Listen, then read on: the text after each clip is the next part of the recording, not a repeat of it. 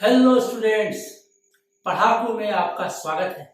मैं हूं चक्रधर और आज हम समझेंगे लीफ के एक्सटर्नल और इंटरनल स्ट्रक्चर्स के बारे में। क्या हम तैयार हैं? तो चलो शुरू करते हैं। लीफ का स्ट्रक्चर क्या है?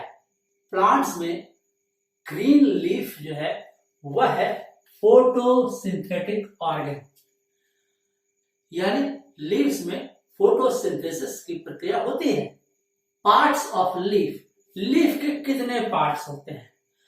यदि हम देखें एक डायग्राम में तो लीफ किसी न किसी स्टेम से या ब्रांच से जुड़ा रहता है और जहां से लीफ शुरू होता है उसे कहते हैं एक्सेल। क्या कहते हैं? एक्सेल। लीफ पत्ते के डंठल को कहते हैं पेटियोल और यह पेटियोल लीफ के अंदर एक्सटेंड कर जाता है, उसे मिडरिब कहते हैं।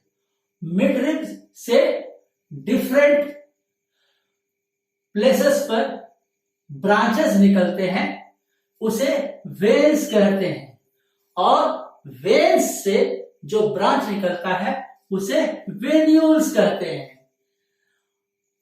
लीफ के अंतिम छोर को टिप कहते हैं। क्या कहते हैं? टिप। और लीफ के किनारे को कहते हैं मार्जिन। लीफ के पूरे सरफेस को कहते हैं लीफ ब्लेड या लैमिना। अब हम लीफ के इंटरनल स्ट्रक्चर को पढ़ेंगे। इंटरनल स्ट्रक्चर को हम माइक्रोस्कोप से देखते हैं, सूक्ष्मदर्शी से देखते हैं, या इसके इंटरनल स्ट्रक्चर को हम खुली आंखों से नहीं देख सकते हैं, हम उसे माइक्रोस्कोप से देखते हैं।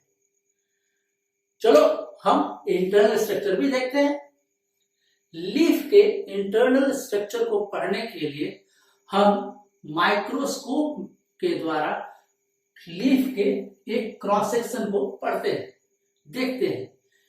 लीफ के क्रॉस सेक्शन को देखने पर पता चलता है कि लीफ का बाहरी लेयर एक मेम्ब्रेन से ढका होता है जिसे क्यूटिकल कहते हैं।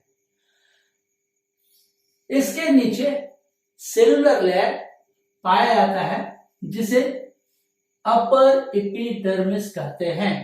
ऊपर का लेयर अपर एपिडर्मिस, और नीचे भी एक लेयर होता है, सेलुलर लेयर होता है जिसे कहते हैं लोअर एपिडर्मिस। अपर एपिडर्मिस के नीचे मेसोफिल का एक लेयर होता है जिसमें दो तरह के लेयर होते हैं। एक है पैलिसेड लेयर, दूसरा है स्पॉन्जी लेयर। अब पैलिसेड लेयर जो है यह पिलर शेप्ड सेल्स होते हैं, लंबे लंबे पिलर की तरह सेल होते हैं। और स्पॉन्जी लेयर्स में गोल गोल स्पंज की तरह, जिसमें इंटरसेलुलर स्पेस ज्यादा होता है, इस तरह के सेल्स पाए जाते हैं। इसी सब के बीच में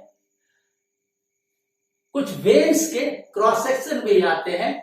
जैसे हमने पढ़ा था मिडरिब, उससे निकला था वेन्स, उससे निकला था वेन्यूल्स। उसका भी सेक्शन जब देखते हैं तो उसमें देखते हैं कि इसमें दो तरह के सेल्स होते हैं।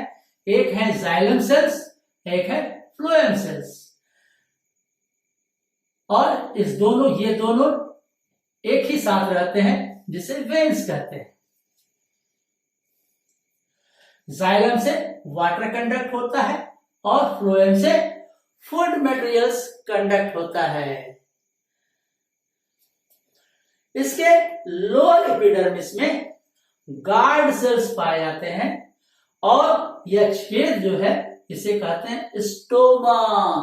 स्टोमा के द्वारा रेस्पिरेटरी गैसेस का आदान प्रदान होता है। कार्बन डाइऑक्साइड अंदर जाता है और ऑक्सीजन बाहर होता है। समझ गए? अब हम गार्ड सेल को, इस पोर्शन को यदि और मैग्नीफाई करके और बड़ा करके देखते हैं तो पाते हैं कि गार्ड सेल्स दो बीन की तरह की रचना होते हैं, जिसका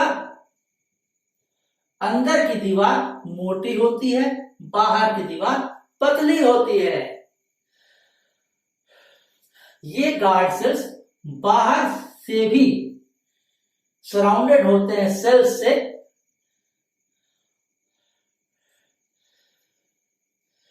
गार्ड सेल्स के बीच में जो छिद्र पाया जाता है उसे स्टोमाटल पोर कहते हैं। इसी के द्वारा गैसेस का आदान प्रदान होता है। दिन के समय चूंकि कार्बन डाइऑक्साइड अंदर आता है और फोटोसिंथेसिस की प्रक्रिया होती है क्लोरोप्लास्ट में, फोटोसिंथेसिस प्रक्रिया होते रहे इसके लिए कार्बन डाइऑक्साइड स्टोमेटल पोर्स के द्वारा अंदर जाता है, कार्बन डाइऑक्साइड स्टोमेटल पोर के द्वारा अंदर जाता है और लीव्स में फोटोसिंथेसिस की प्रक्रिया होती है। स्टोमेटल पोर का खुलना और बंद होना ये किस पर निर्भर रहता है? यह होता है गार्ड सेल्स पर। ये गार्ड सेल्स ही स्टोमेटल पोर को खोलते हैं और बंद करते हैं। गार्ड सेल्स जब फूल जाते हैं तो स्टोमेटल पोर खुल जाता है और गार्ड सेल्स जब पिचक जाते हैं तो स्टोमेटल पोर बंद हो जाता है। देखो, गार्ड सेल्स फूल गया है इसलिए स्टोमेटल पोर खुल गया है, यानी एक्सचेंज ऑफ गैसेस होगा। और यहां पर गार्ड सेल्स पिचक गए हैं, स्टोमेटल पोर बंद हो गया है। इस समय एक्सचेंज ऑफ गैसेस नहीं होगा, चूंकि कार्बन डाइऑक्साइड अंदर आता है और फोटोसिंथेसिस की प्रक्रिया होती है क्लोरोप्लास्ट में। फोटोसिंथेसिस प्रक्रिया होते रहे इसके लिए कार्बन डाइऑक्साइड स्टोमेटल पोर्स के द्वारा अंदर जाता है, कार्बन डाइऑक्साइड स्टोमेटल पोर के द्वारा अंदर जाता है और लीव्स में फोटोसिंथेसिस की प्रक्रिया होती है।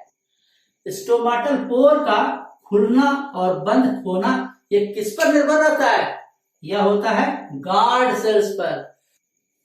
गार्ड सेल्स जब फूल जाते हैं तो स्टोमेटल पोर खुल जाता है और गार्ड सेल्स जब पिचक जाते हैं तो स्टोमेटल पोर बंद हो जाता है। देखो, गार्ड सेल्स फूल गया है इसलिए स्टोमेटल पोर खुल गया है, यानी एक्सचेंज ऑफ गैसेस होगा। और यहां पर गार्ड सेल्स पिचक गए हैं, स्टोमेटल पोर बंद हो गया है। इस समय एक्सचेंज ऑफ गैसेस नहीं होगा।